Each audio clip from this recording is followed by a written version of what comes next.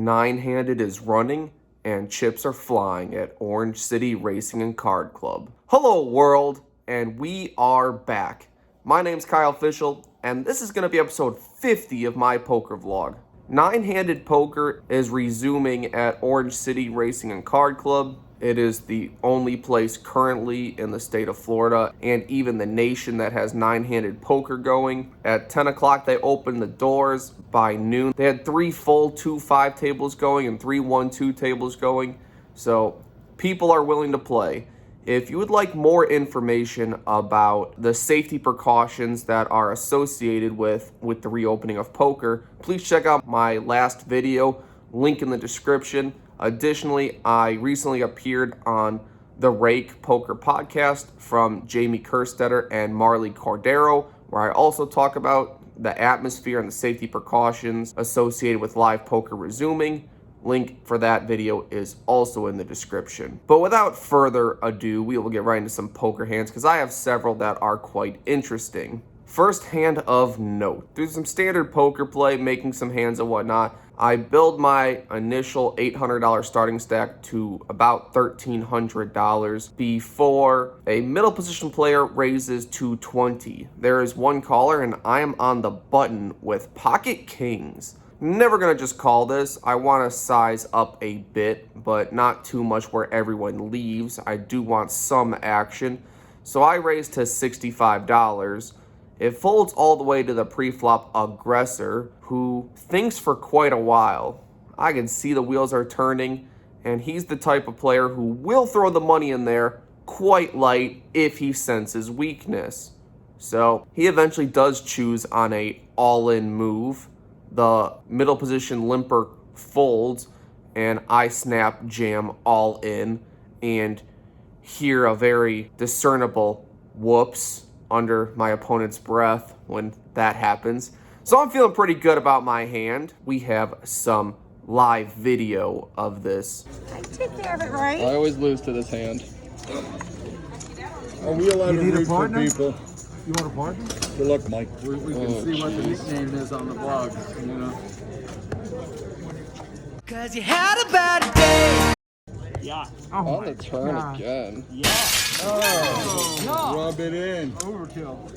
Over 1.5k pot. Yep, 2 times since poker resumed have I had kings into ace king all in pre and it lose. I am running bad in that specific scenario, but nothing we can do about it. Like, someday we'll actually hold, but it just wasn't that day. For the next 4 hands, I'm going against the exact same opponent. I include them because this opponent was playing quite a unique style of poker, and eventually that will get you into trouble if you have someone who is watching and waiting for their time to strike. So we're going to refer to this player as the wild guy that loves to throw the money around. Oh, I can give me have a half of those Vulcan D10s and set my friend up here with the whole schmear. Hey, orange balls, I'll have a box of those. Give me a box of those naked lady tees and give me 2 of those. Give me 6 of those.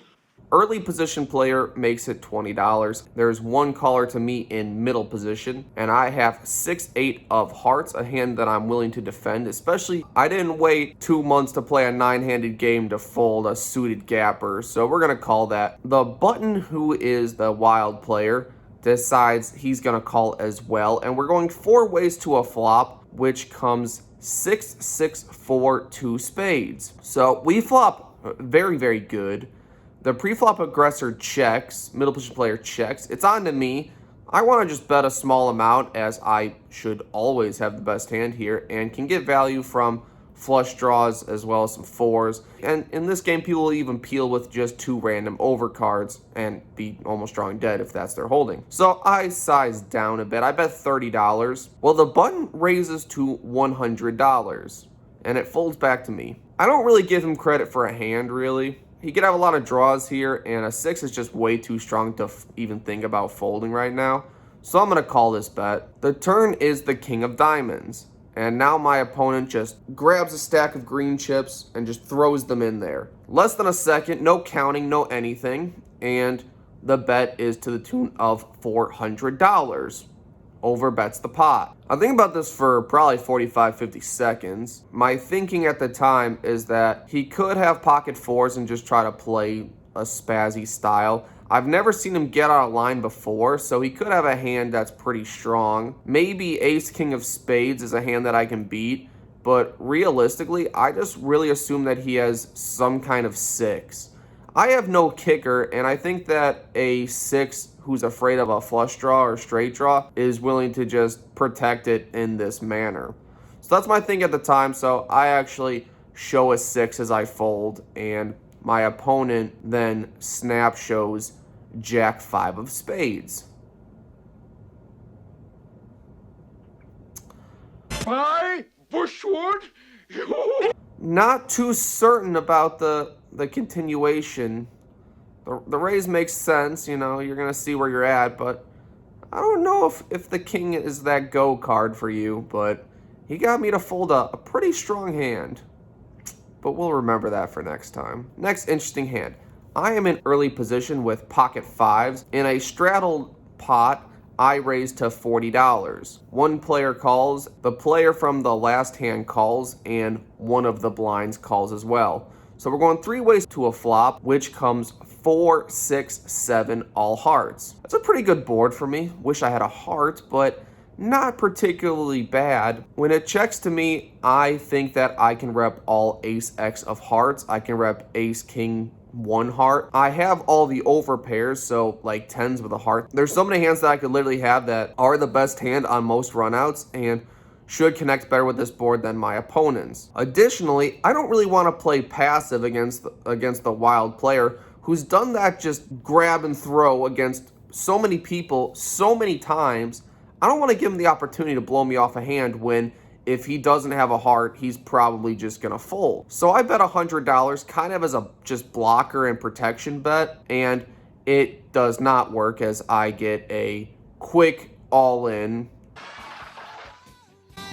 Cut that off! I think about it again. He got me once, but what hands would he really do this with? Last time he did it with a flush draw. So if he had a hand even as weak as king, queen, king of hearts, he's got pretty good odds to have the best hand by the river. He could already have hearts and just know his image and thinks he's going to get paid for once. I mean, I think he could do this as weak as 8, 9, no heart, which I'm not doing very well against. So this is another one that I choose to let go. And he decides to show me king 8 of spades this time. All right, sir. The only verdict is vengeance, a vendetta, held as a votive not in vain, for the value and veracity of such shall one day vindicate the vigilant and the virtuous. We're gonna get you. It's gonna be a bit, but we are gonna catch you on this. Alright, so we've been beaten up so far in this video, but we are definitely gonna bring it back. And if you believe I can bring it back, then pause the video, go below and hit the subscribe button. But if you see what I see, if you feel as I feel, and if you would seek as I seek, then I ask you to stand beside me. It helps me out a ton, and it really shows the support for the channel, and I would appreciate it. Thank you. Next interesting hand. Against the same opponent, I am under the gun with pocket aces. We are finally going to catch this guy. I consider limping under the gun, especially thinking he'll just raise and I can trap him with it. But I think a more standard line is better, especially because he's 3 positions to my left. If I get like 2 calls and then he spazzes out, I'll get more money. So I think that a more standard line is better here. So I bet $30. There is 1 caller and he reaches and throws. This time he does his standard $350 raise. Folds back to me. I actually consider just calling here and hoping to trap and getting a full double up, but I've seen him do his snatch and throw with as weak as 7-8 off suit pre-flop. So I don't really want a board to come out even Jack 5 or King 8 and me wonder if he has 2 pair and be kind of nervous, confused, what have you. I'd rather just get all the money in now where I am certain I have the best hand. All right, he's beating me up.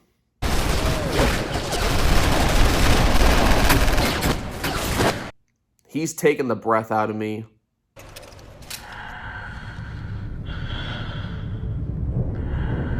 You know, he's hit me a few times, but now. My turn. I jam all in. The middle position player folds, and then the opponent goes into a him and haw like, oh, I can't believe you did that. Think I'm not gonna fight back the way you've been playing against me so far? Like, nah, I'm gonna catch you, sir, eventually. I'm gonna catch you. And he eventually folds his hand. Not as strong as we would like it to be, but we do get a good $400 right then and there. So we built up the stack a bit. We caught him once, and we've had some other smaller pots that helped us out. Okay, in this 2-5 game in Florida, there is about 3 players that straddle from both under the gun and the button every single time. So it's really a 2-5-10 game with an $800 max. Stacks are deep. There's several players at the table with $2,000 to $3,000. It's a deep 2-5 game. With a under the gun straddle, I'm in middle position with Queen Jack of Spades. There is one caller. I raised to $40. Not trying to size up too much, as I'm just trying to build a pot and connect with it. So $40 I think is a fine sizing. A late position player calls. The wild player is on the button, and he just calls. And one of the limpers calls as well. So 4 ways to a flop, which comes Queen Jack 3 2 diamonds. So the first player to X checks to me, and I have to think very quickly about my line I'm going to take, because I don't want to take more than 5 seconds in my decision, because I think that gives away the strength of my hand. So I think through it, and I decide that if I check, this player is likely to spaz more than if I bet. He might shut down, he might even fold. But check to him in position with a $160 pot out there. I think he's going to go for it. So I check, the player in between us checks, and he's on the button, and he grabs his entire stack of red chips and throws it in there. And it was a stack pretty big. Not green chips, not the color of choice, but he did throw a whole stack in there. Folds to me. All right, the bet is $110. Because it's smaller than his normal bets, does that actually mean he has a hand here? Like pocket jacks, pocket queens, pocket threes, maybe? Maybe ace, king, king, jack, something like that. You know, does the smaller bet actually mean he finally has a hand? I think about that for a bit, but eventually I decide that if I'm ever going to go for it, you know, I've been holding, waiting for a chance. If I'm ever going to go for a hand, this is the player that I'm going to go for it, and he could call with a very wide range. Many draws. There's plenty of cards on the turn that if he spazzes out, he could theoretically blow me off my hand. So it's time to... Hey, Judge, double or nothing he makes it. 80,000. What's that, Judge? You're on! And we go all in. Folds to that player who snaps, shoves, and says, here, take it all. Which I think is not what he really means, but okay, let's see a run out. King of Diamonds. Wow, is that a bad card? Like, holy God. What just got there?